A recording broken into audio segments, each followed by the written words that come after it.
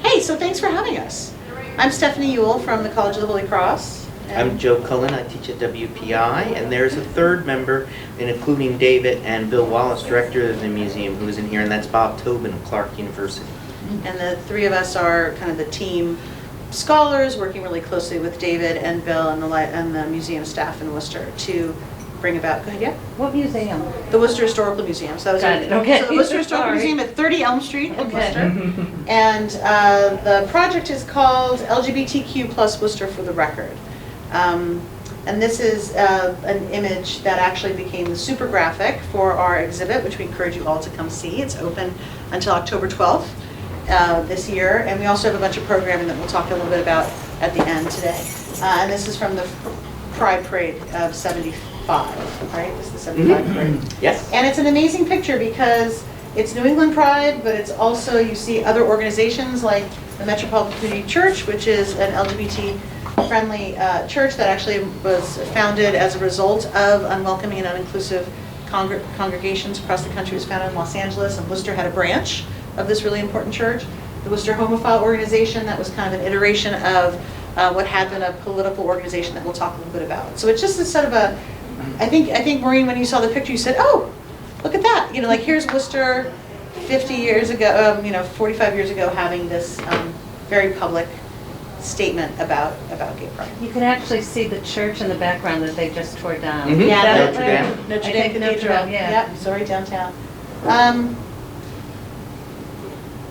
Okay, so this is the Worcester Historical Museum. This is just here just as a kind of marker about the kind of institution, how it was founded. It's an historical society, founded in 1875, historically a very kind of top-down collection, antiquarian sort of space, and under the leadership of Bill Wallace, the current executive director, who's been around for several decades, really making the institution a public-facing organization. And one of the ways that he's interested in doing that is by engaging new audiences, right? That's always a question in cultural organizations, how you engage new audiences and new publics and constituencies. And so this project is part of that, but there have been other projects. There's an Armenian project, the Jews of Water Street, and another big project that's ongoing that's community-based, which is the Latino History Project.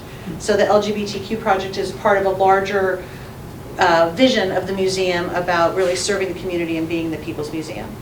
And really, as a result, shifting its collection practices and what is valuable and who is valuable to have a place at the table and to have a history. So you want to talk about the... So really, when we attempted to put this exhibit together, we realized that we both needed to collect materials, but we could rely on some of the pieces that the museum had already collected. And in 1993, there was a community group in Worcester called the Gay and Lesbian Community Coalition of Central Massachusetts. I'm going to call it GLCCM for short right now. And GLCCM in 1993 recognized sort of the significance of sharing the past of the community. One of the leaders of the organization, Joe Ross, who was co-chair of it, said that one of the ways in which gay people are, and this is not a direct quote, is oppressed is that their history is taken from them, that there are no sort of spaces or people to go to learn about gay and lesbians and their impact in history in the past.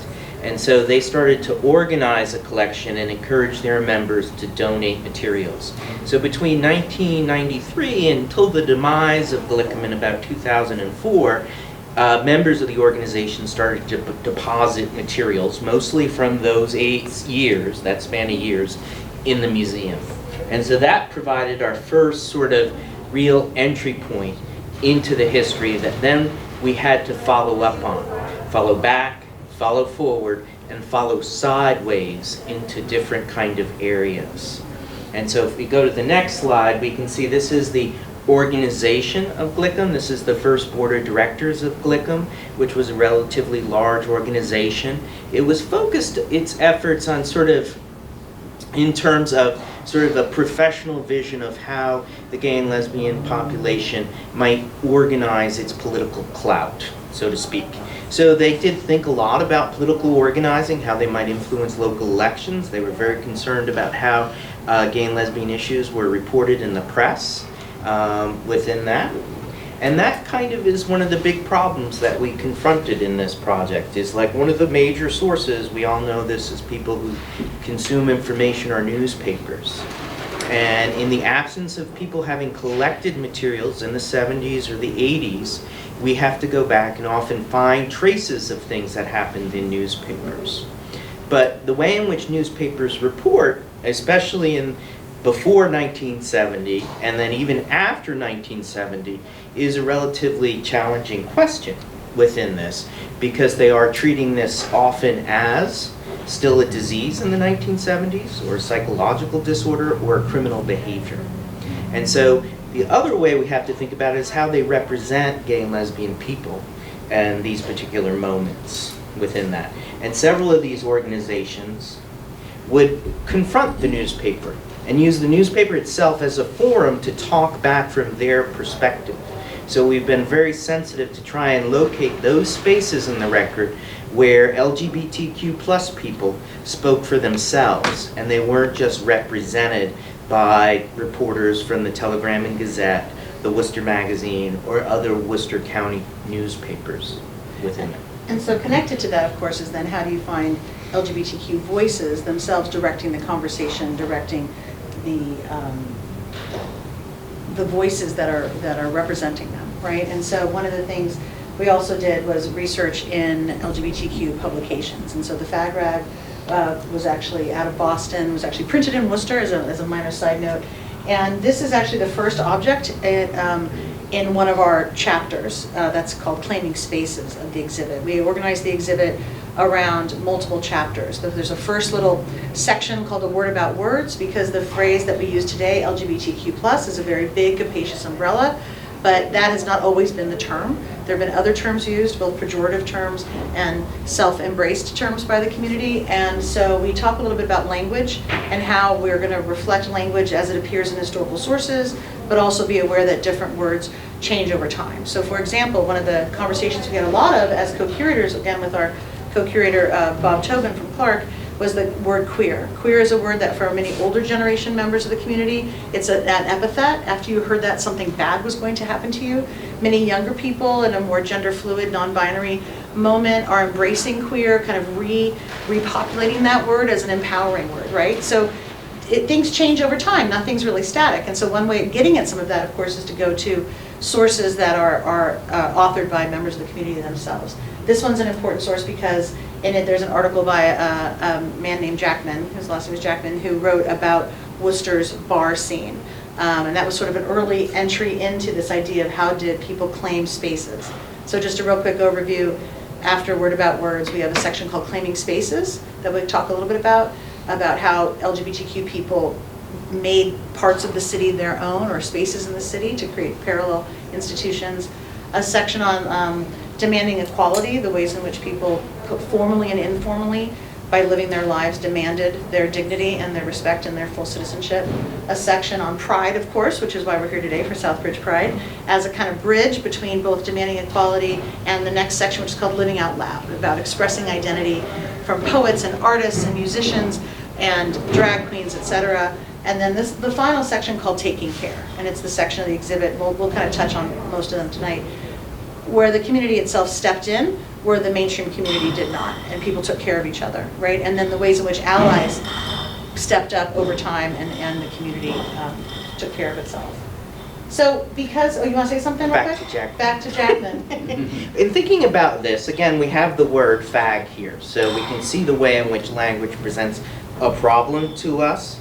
We can also see the relatively, although you can see these black spots do mark places where we've hidden certain features of this magazine. They're not in the original. The original magazine has many sort of graphic line drawings in it, as well as rough newsprint photographs in it within this. But what's interesting in this is the story that's in it, remembering the ports of call, right? And the ports of call was one of Worcester's first gay-owned bars.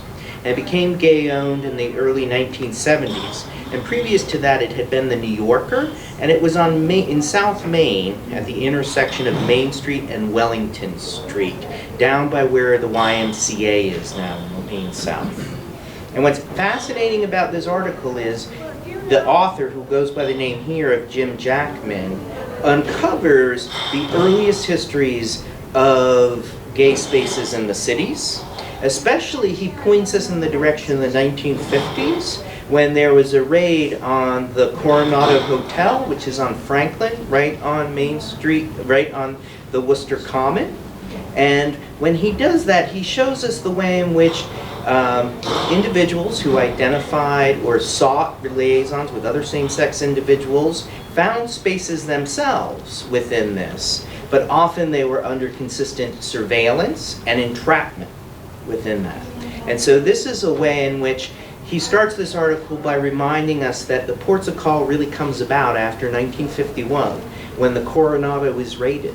And what he calls is the contingent of fags march down congregate on the Common and march down Main Street to claim the bar called the New Yorker, which was a relatively nondescript place owned by two Irish sisters. The Irish sisters, according to his account, right, are somewhat suspicious of their new clientele until they realized how much they drank. And very soon that money went to put one of their sons through Holy Cross. And so then that bar becomes the first official bar owned by gay people, even though it was long recognized before the 70s as an institution of gay life in the city. The second interesting thing about this article is that we would often notice that these individuals never really went by their real names, that they were frequently donning pseudonyms. And so Jim Jackman was an individual who was actually Michael J. Jackman, and he'd pop up, and he also went by two other pen names, one of which is Cyril Gitch. And within these pen names, once we drew these together and situated him, we were able to place him in Whitensville in Worcester County, right? I said that right? Whitensville. Yeah, I always say the Worcester things wrong. It's okay. Within this, right? And he grew up there, and he sort of had to escape that space because it became very clear to those around him that he was not like everyone else in Whitensville. And so in 1994, about 20 years after he writes in the Fag Rag, he starts to reflect upon the choices that led him to Worcester as a boy from a rural town in Worcester County. And this is a story that we've found in many oral histories that we've gathered, which I'll talk about in a minute as a method for this kind of research. The ways in which the city functioned for people in the towns as a kind of space of anonymity and escape and community. Equally so for some people in the city of Worcester, it felt too small and they might head to Boston or Providence or New York. So there's a lot of sort of movement in and out depending on what you call your home. So in order to get at this, if we've started this talk by saying we have to be skeptical of the print record, the mainstream print record, the LGBTQ local voices are there, but they're more scant than we would like as researchers. What this is really community-based curation. So this has really been, as we call it, it's a hustle. It's going out into the community in spaces like this, talking about the project, and saying we can only tell the history that the community shares with us, right? It's the stories are embedded in these people and in their lives. And so we've kind of approached this through two different methods. One being what we call discovery days, which are days when we've invited community members to come. We've publicized through social media and invited community members to come to the Worcester Historical Museum, bring their documents, t-shirts, bar napkins, photographs, what have you, and then if they want to contribute them to this archive that we're building, an archive of a richer sort of historical base to tell the story. But we also found that it's important to actually go to the community as well, right? So we've had discovery days at the one remaining gay bar in Worcester, which is the MB Lounge. Gone there before kind of happy hour got going with our scanners, and people came and there was food. It was quite a festive environment, and that was really wonderful too. So it's really about putting yourself in the way of communities and helping to encourage people that hopefully they believe we're a trusted space, that this is a safe space, that this is a space that really respects and wants to be a kind of steward of this history, right? So in some of this, I have this up here just because this was really one of the first objects we got. I've never been so excited about a Frisbee in my life. A woman brought this into the museum and we just almost passed out with excitement. It's from the 80s, it's from Isaiah's Lounge, which was a gay bar, and it's for one free drink. And there's a couple different stories about it, but one was that it was tossed out at a Pride and you could go back to the bar for a free drink. But this is, and so someone's had this for 40 years in their attic and brought it and said, do you want this old peely thing? And we said, absolutely, right? Actual 3D artifact. This one over here, David just sent me this picture. This one over here, that's Eric Brandt. He's a rather renowned DJ in the gay bars in Worcester in the 80s and 90s and on, and he made this torch for Worcester Pride in 1996, which is when the Olympics were in Atlanta, so he had his Pride torch. At this point in Worcester, there was no longer a parade. The city had shifted to a block, is it 96? Or is it 2003? Yes, 2000. Oh, 2003, and now they're still doing Institute Park, they're still doing the parade. So he carried this in the parade. So people giving us these artifacts that they've held on to, and the very fact that they've held on to it means that there's some meaning for them, and that now an institution wants them, and to make them public as part of the story has been a really moving thing. The other strategy, of course, has been through oral histories. Because again, as Joe mentioned, if you're part of a population where for some of this 20th century history, being gay is criminal, it's a crime, right? The amount of sort of artifacts you might have from that time might be really scant as well, right? And you might not have records, because that might be a dangerous thing to have. So oral histories have been a great way to connect. One of the key things about this project is that it's not Bob and Joe and I doing this work. We have a community board, members of the community, starting with Worcester Pride and then moving out to someone from Worcester Boys and Girls Club and UMass and all sorts of AIDS Project Worcester. We had regular monthly meetings, and they really helped direct us in terms of like questions and topics to kind of see how we were doing with our research and how it's sussed up with community memory, and also to connect us to people that you need to speak with, right? Oh, you need to talk to this person if you're interested in that, and you need to talk with this person. So oral histories have been a big part of this process and are also being transcribed and will be part of the archive as well, which has been a really great way to get a little more dimension and personal angles on things that might not be covered in the newspaper, which we can talk about in a minute about some personal as political things.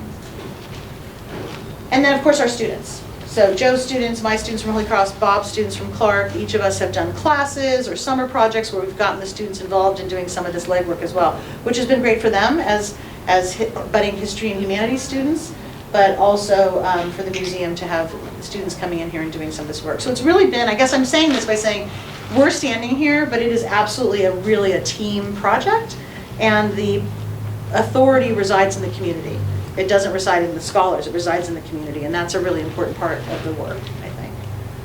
Well, Okay, so also thinking about this is about access. And in some ways, access goes two ways. Is that when you go into an institution, and you saw the opening slide of the Worcester Historical Museum, they are often forbidden institutions where people believe that other people's histories are located. And so trying to convince people that their stories belong there as much as anyone's else is sort of through reaching them in the community, but also convincing them that they don't always have to give up their control over what it is that they can share.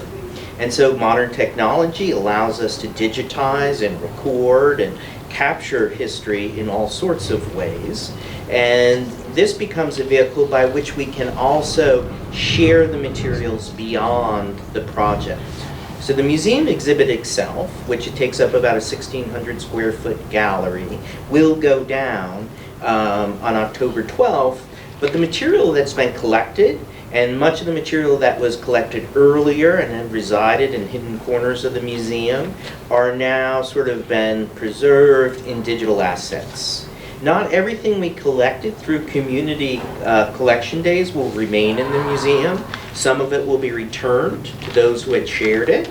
But this allowed us to kind of say, well, it's too important for other people not to know about it, right? And so our community within this is multifold. Our community are those who aren't going to make it to the exhibit, to students or other people who move to Worcester and want to recapture part of this history without necessarily the interventions of scholars who want to go back and read some of the material unmediated by other voices who have written it up for them. And then also it's an invitation for the community to continue to preserve the history that's unfolding now. And so one thing with the digital archive is it doesn't have to die, that the means of interacting with it can be two ways, where people can submit to this and offer feedback. The digital archive and the website for the project has feedback systems that allow readers to comment on the items as they become available. So if we have an object that someone remembers and we have portions of it wrong, we can be corrected. Or if they can tell us something that would fill out our understanding of a particular event, it could be shared through this medium.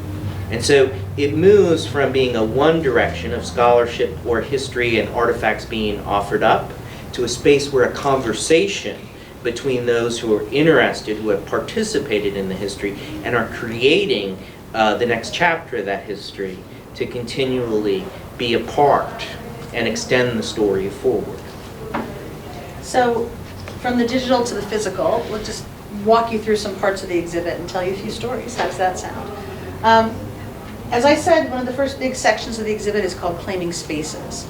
Social, sexual, spiritual spaces in the city where LGBTQ persons made use of and made their own. This sign here, the Exit 2 Lounge, has been hanging up on the second floor of the Worcester Historical Museum for years. It's on a wall right outside the auditorium, arranged with all sorts of different street signs and business signs. And in that context, it just looks like one more sign of a post-industrial city, and we've got this lovely old wooden sign. Well, in fact, this is a gay bar, right? And so setting it in a different kind of context, to have an artifact tell a different kind of story, was really important for us.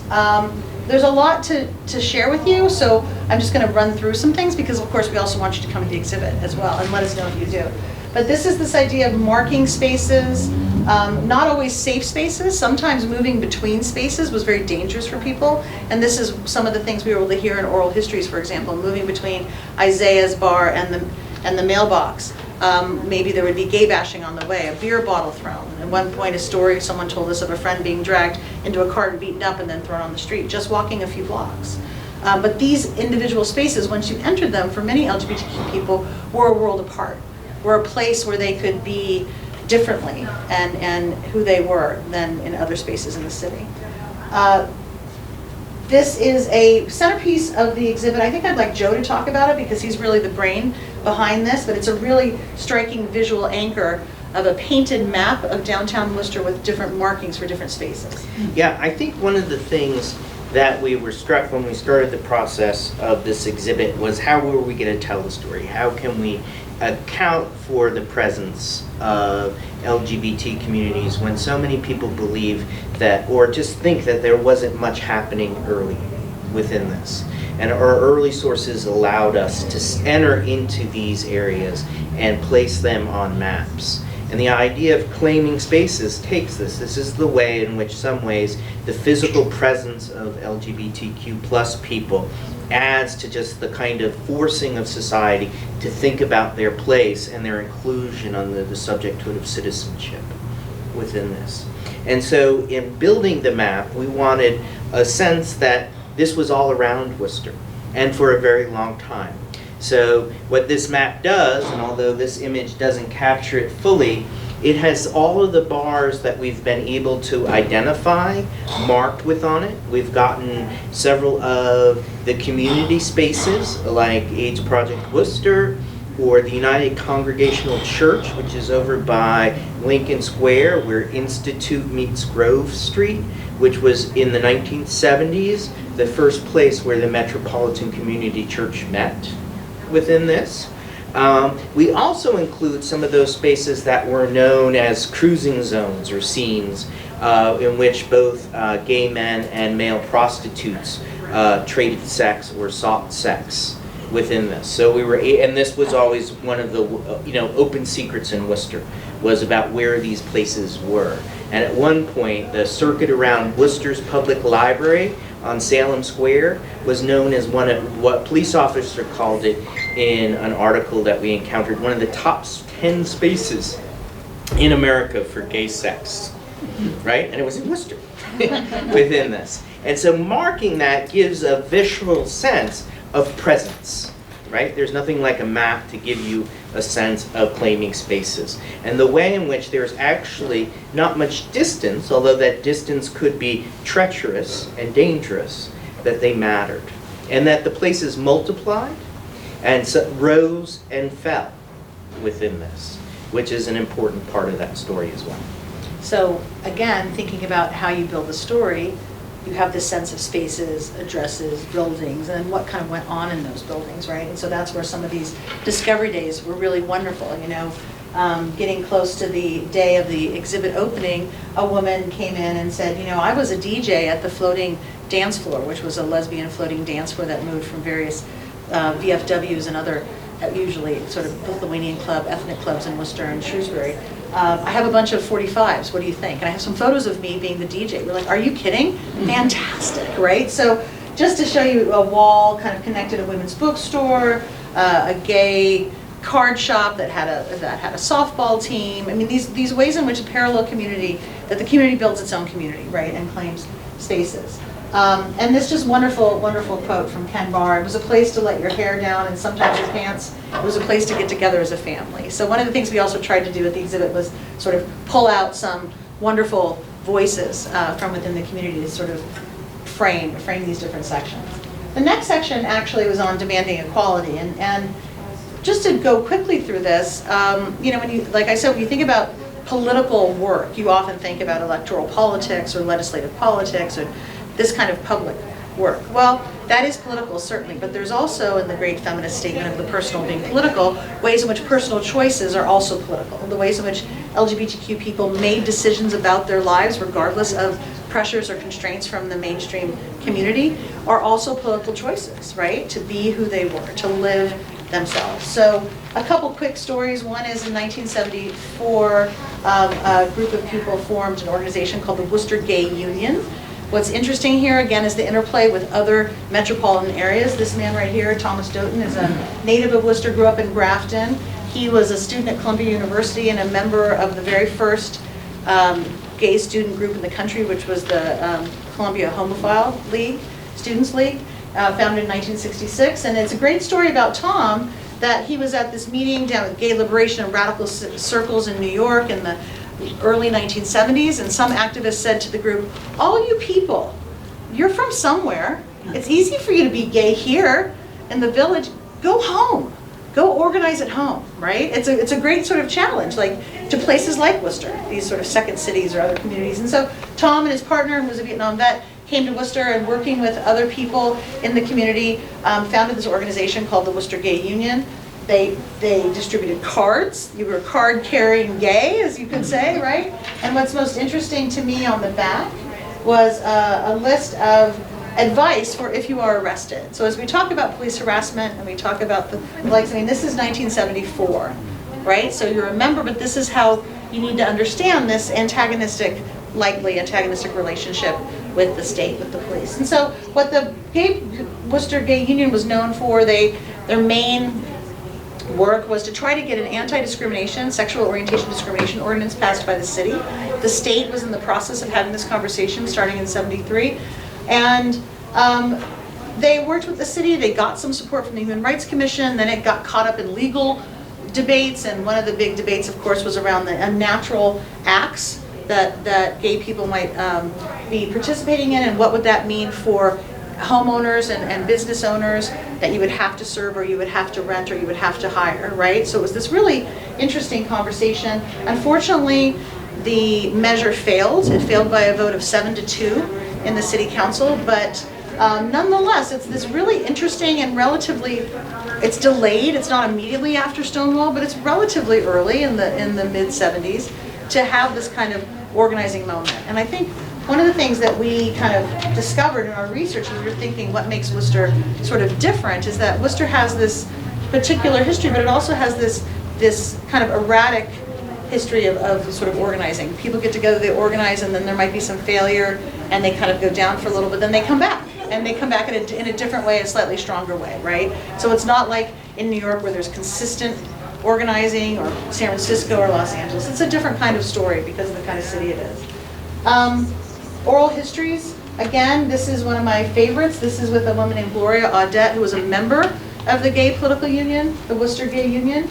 She was born in Rhode Island, born in a devout Catholic family, realized young, as she said, that a traditional marriage was not for her. So seeking community, seeking women's community, she joined the convent. And as she says in her interview, you know, I made the mistake of speaking to the priest outside the seal of the confessional, to use sort of pre-Vatican language. and talked about her sense of herself and her attractions to other women. And the next day she was packed up and moved out. Couldn't be a sister. So she goes home, and as she said in the interview quite wryly, she says, "So guess what I did next? This is going to blow your mind." And she's 83. And I said, "What did you do, Gloria?" She said, "I joined the Marines," because she was looking for purpose and meaning and to be part of something, right? And so she joined the Marines. She went down to Quantico. This is an image of her and her all-female platoon in Paris Island. 1959, and again, however, this is the era of Cold War, the Lavender Scare, the notion of being homosexual being criminalized, and she didn't realize, but her COs, the commanding officers, read their mail. A woman she had had a relationship with wrote her a letter. He read this letter. He approached her and said, "Tell me about this," and she didn't deny it, but she also didn't write it, so they couldn't give her dishonorable discharge. But what they did is they quarantined her to a different building with 6 or 7 other women that were suspected of being lesbians, which again, as Gloria says, that's an interesting strategy to put all the lesbians in one platoon. And then she was kicked out of the Marines as well. So it's, in the retelling, we can sort of laugh because Gloria has this sort of resilience and wry way of looking at it, but it's an incredibly painful story, right?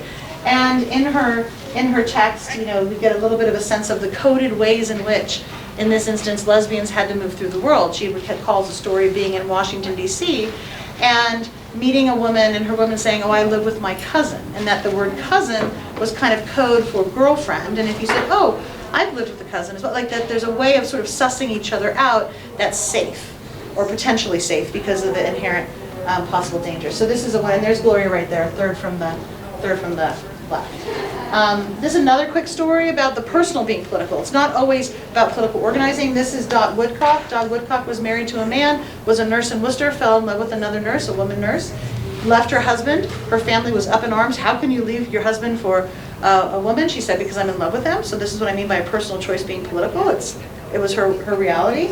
And then very quickly, they after a year, they got married. They got married, a Holy Union ceremony, not legal marriage, but a Holy Union ceremony here at the Metropolitan Community Church in Worcester. So again, these communities serving people, and the minister was none other than my friend Gloria. So Gloria is kind of like, "Where's Waldo?" She kept popping up in all these various things. But then a year later, they decided they wanted to have children. And now this caused some issues with their gay friends. Why do you want to have children? Why do you want to reproduce a heterosexual patriarchal institution like the family, etc.? And they said, "Because we want to have a child together." And so they were an early patient for IVF, very early, 1980. So this is nowhere in the newspaper. You won't find this in the newspaper. This is through relationship building. This is Bob Tobin and I went to a lunch for a Rainbow Elder Network in Worcester, and we talked about the project and met Dot, and this is what came out of it. And very graciously, she shared with us these very personal documents. Yes. Go ahead, Maureen. Did you ever meet Tanya Duval? I have not.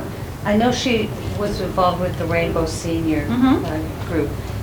If I could just tell you real quick, she's transgender, and she was married for 60 years. Yeah. And after her wife died, she became who she really was. Yeah. And she was actually elected to our school committee here in town. Fantastic. Well, that's someone we should speak with, Tanya Duval. Yes, Where does she live?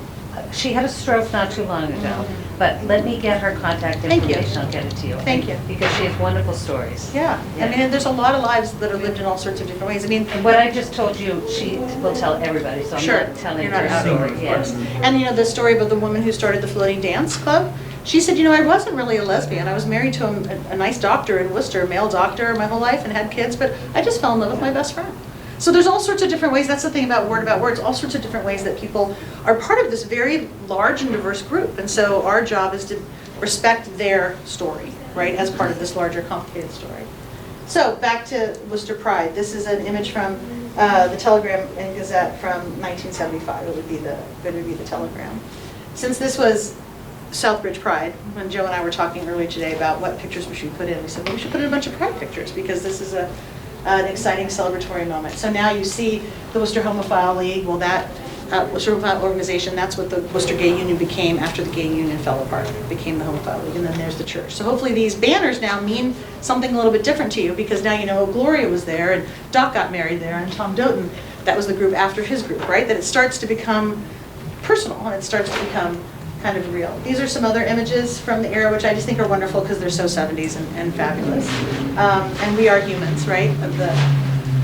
And then you think about other kinds of ways that Worcester connects with others. This is the big March on Washington in '93, Gay and Lesbian Lives, and a contingent from Worcester was present there, and so one of the marchers gave us this image and pin, etc. So it really does sort of start to build, and layers and connections with other cities and connections among people. And this person right here, Leo Negron Cruz, who gave us this picture, he's going to figure again in a minute in another slide. He's important in the Worcester Pride community and also in particular the Latino community. These are just pictures from the exhibit.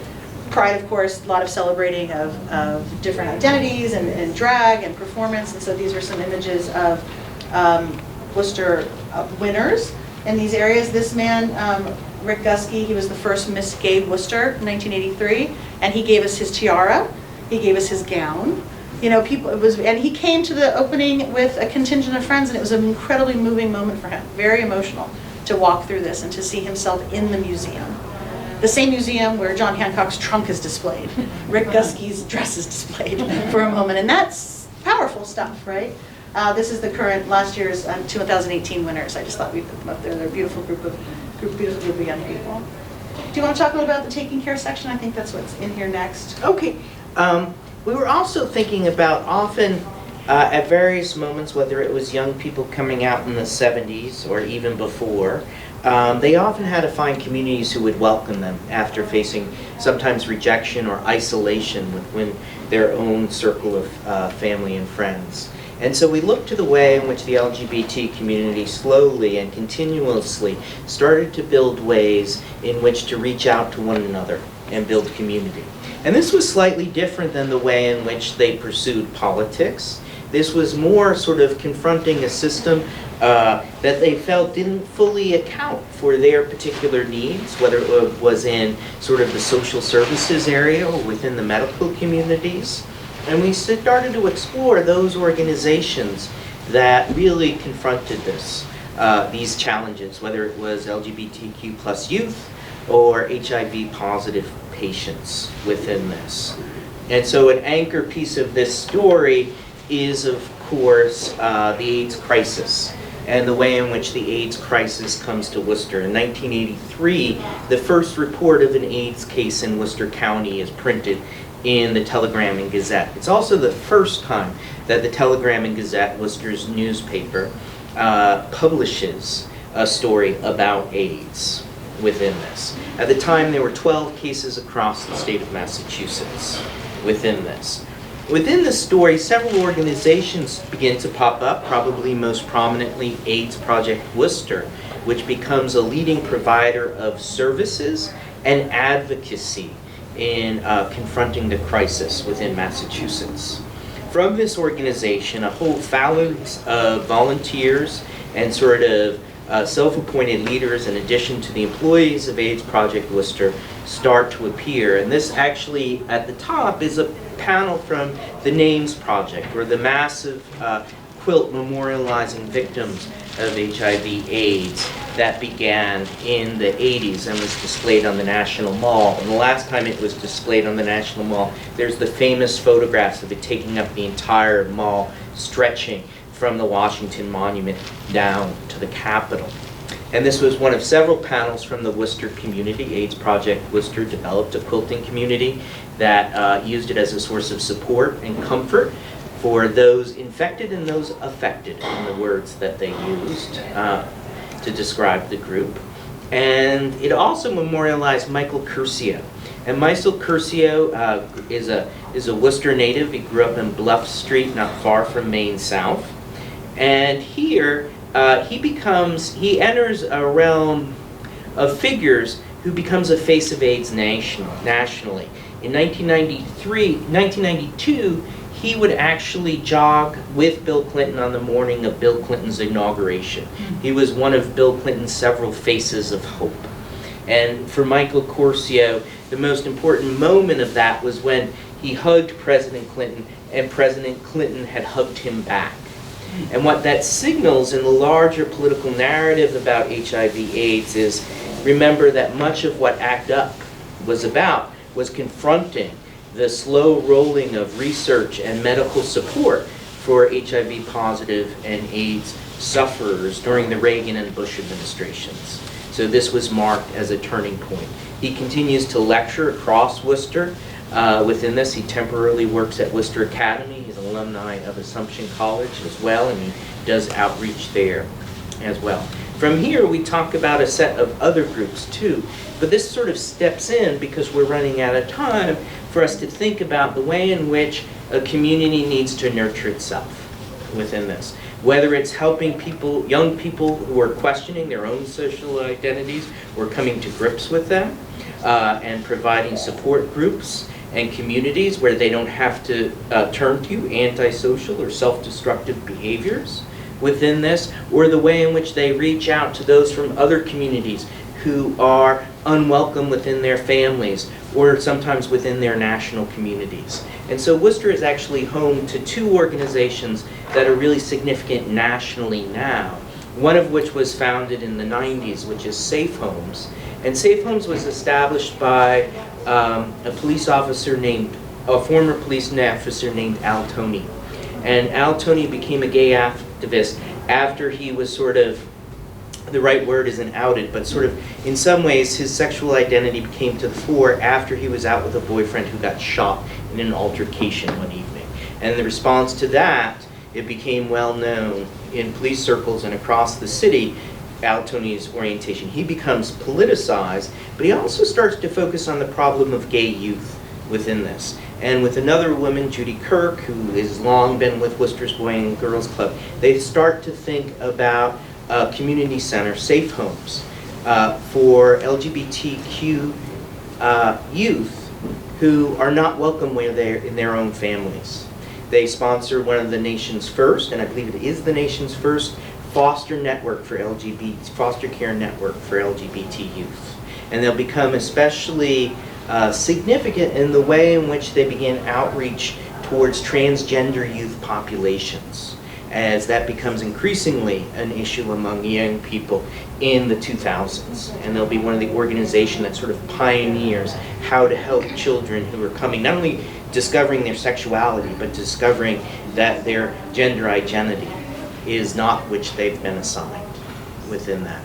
And the second is the Asylum Task Force. The Asylum Task Force starts with an immigration lawyer in Worcester named Lisa Laura Weinberg, and she comes into contact with several LGBT individuals who are seeking asylum from nations where they are persecuted and threatened with death or extralegal violence. And she reaches out to the Hadlin Park Congregational Church pastor, Judy Hanlon, to aid in this project. And Worcester is now home to a network of LGBTQ asylum seekers who regularly participate in the Worcester Pride Parade and frequently are marching, you can't quite see it, with bags over their head so as to hide their identities within this and remind us that the fact that in some places in the world, being gay is still a crime. So I think we'll just go quickly because of time. One other organization mentioned quickly, just so that you understand that while this is in some ways a very positive story of struggle, right, and self-empowerment, there's also ways in which LGBTQ people are like any other people, and there's divisions, right, and there can be friction.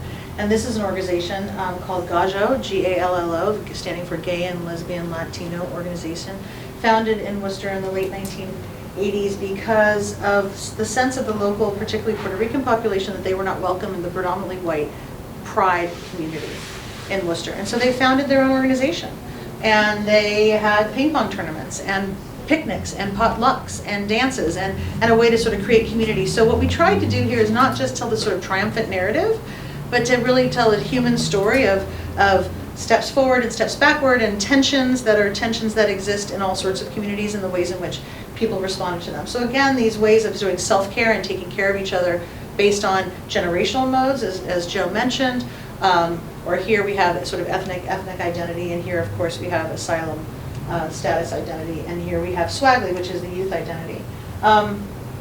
Do you want to say anything about Jerry Chaney before we end as a final note? Jerry Chaney. Jerry Chaney is a transgender woman, and actually we encountered her across this story as a gay man.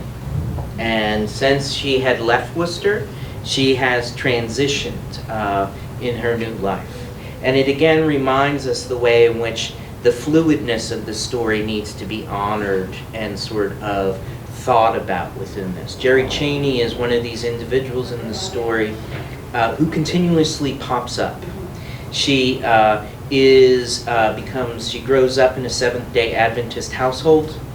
She goes to a Seventh-day Adventist school, or university, college actually, and then she ends up in Worcester as a health educator. And as a health educator, she becomes increasingly engaged in AIDS education. Early with AIDS Project Worcester, and then also with a group called AIDS Awareness, Health Awareness Services of Central Massachusetts within this. And she will become, and in this, he did outreach across this city, and especially to those scenes of gay male cruising for sex. And what he noticed was youth populations who would be placing themselves at risk in the midst of the AIDS crisis. And so that leads him into other journeys towards establishing or helping to establish and advocate for a safe, affirming community called Swagley, supporter of Worcester area gay and lesbian youth in the 1980s within this. And so this reminds us that as much as we want to put people in places and in sometimes boxes, they can defy those in important ways, helping us to think about what it means to be human in the 21st century. That's right. So just with the final sort of note, so one of the parts of this project, it's a multi-year project, and we really only are about a year and a half in, and it's been wonderful how generous the community's been and how much we've been able to kind of curate. But as Joe often says, and we talk about the exhibit, this as a kind of a middle part of this project, which is both a provocation to the community and an invitation to come, to see what we have, to be inspired by it, but also to say, hey, I don't remember it that way. And we say, great, how do you remember it? And what do you have to help us tell that story, right? So it's kind of a middle point.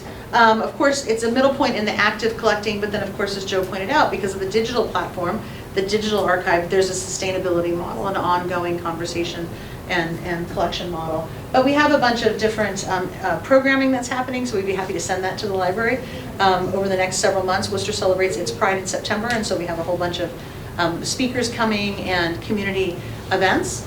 And then I just wanted to sort of share this as the last image, which I think we're really thrilled about.